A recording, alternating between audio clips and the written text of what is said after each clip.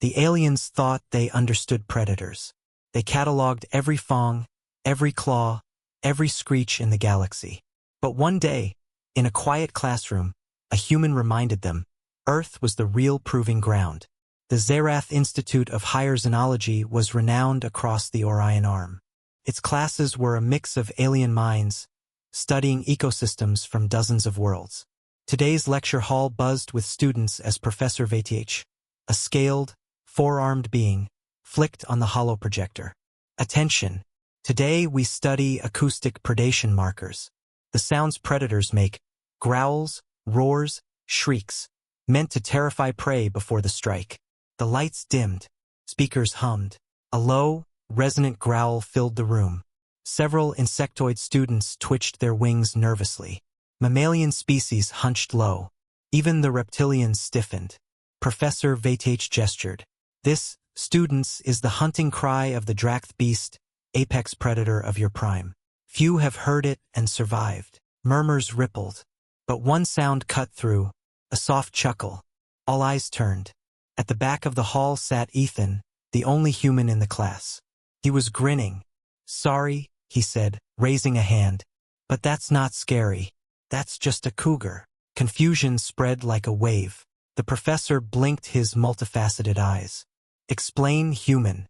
Do you claim familiarity with this Dract? Ethan shook his head, still smirking. Not your alien cat. I mean back home. On Earth, big cats, we call them cougars, mountain lions. That sound you played? I've heard it on hikes. Gave me chills, sure. But scary? Nah. You throw a rock, it runs. The class erupted in whispers. Several species clicked in disbelief. One crystalline student raised a limb. You survived proximity to such a beast? Without armor? Without shielding? Ethan shrugged. Plenty of folks do. They live all over Western North America. You make noise, keep eye contact, look big. They usually back off. Worst case, you fight. The reptilian Grax student hissed. Fight? You fought one of these apex things? Not me personally, Ethan said. But people have. With sticks. Or even bare hands. The hall fell silent. Professor VTH flicked to the next clip. A piercing shriek echoed, sharp enough to make some students cover their ears. This, the professor intoned, is the Phalith raptor, whose scream paralyzes prey with terror. Few species can endure hearing it without fleeing. Again Ethan chuckled. Man, that's just a red-tailed hawk. Gasped. You mock our science? VTH demanded.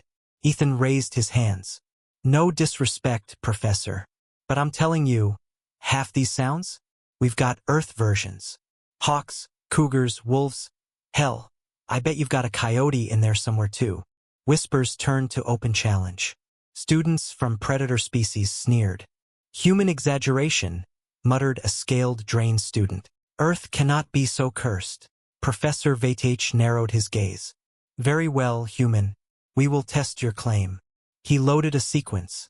The growls of the Veyrath stalker, the roars of the car beast, the ultrasonic trills of the shale swarm.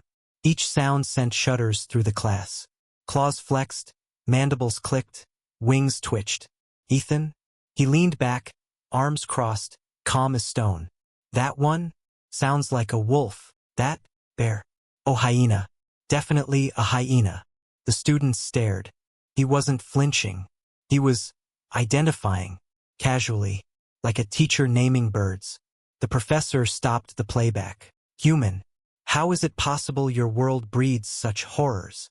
Ethan tilted his head. Horrors? We just call it nature. Earth's full of predators. Always has been.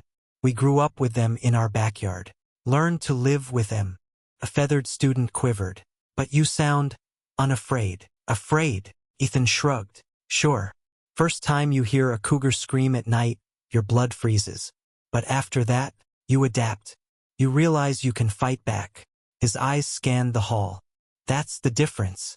Most prey species here only run. Humans? We learn to fight predators, and sometimes even eat them. The class shuddered. Professor VTH leaned forward. So your kind co-evolved with these monsters? Yeah, Ethan said. Wolves, bears, big cats, giant birds, snakes.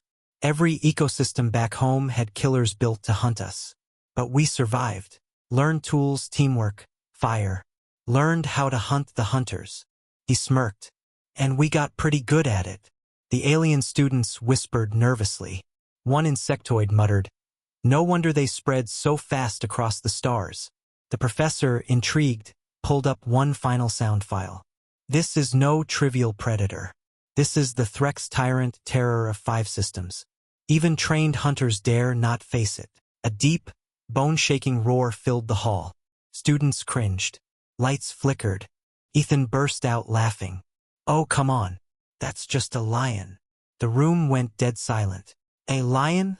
the professor repeated. "Yeah," Ethan said, wiping his eyes.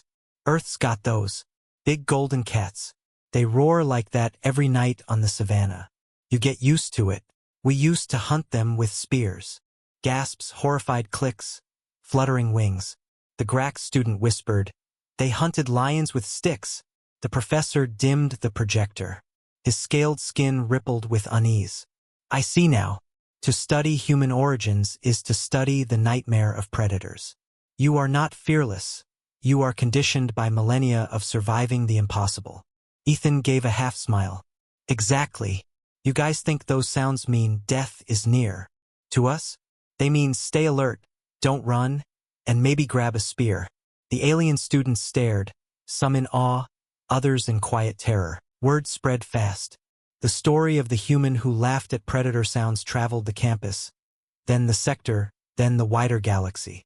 Predators who once sneered at fragile earthlings began to hesitate.